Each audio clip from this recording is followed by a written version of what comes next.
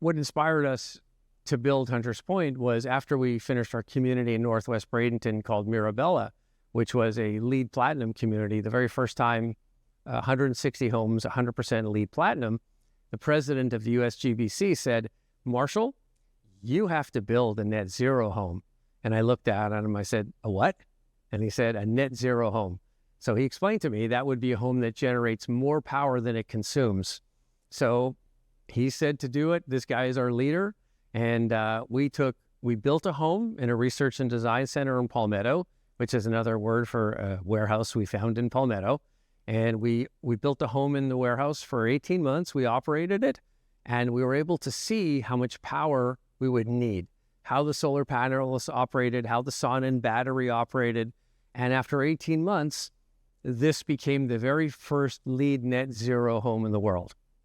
We had to identify a property, and we were looking for something that was in a high flood zone, high hazard, FEMA all over it. And we found this amazing location in Cortez. And of course, as you know, we've now had 4 hurricanes and 2 direct hits in 2 years come through without any insurance claims. Everybody's happy. The power stayed on. When the power went out throughout all of the community within a 2.5 mile radius for 8 days after Milton, I believe, the power stayed on here because of our battery and our solar panels when everybody else didn't have any power. So we've proven the concept that clean energy is important. Building a resilient, a sustainable house is the future. And most importantly, people can afford it because the insurance rates aren't crazy, which we're experiencing here in this part of Florida.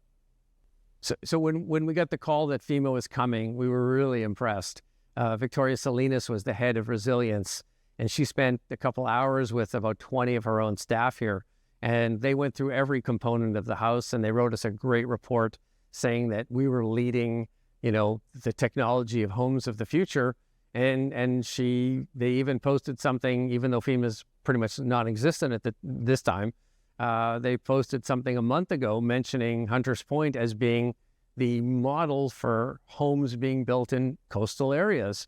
So it's something that, the work that we did with the Florida Solar Energy Center, FSEC, their professors and their genius that came together to, as I often say, Mr. Potato Head, we brought all the best components together and put it together. We don't build the Mitsubishi system. We don't build the sun and battery. We don't build the solar panels. We don't build the GE, Energy Star appliances. But when we put them all together, we get a home that generates more power than it consumes. And we're really proud of that.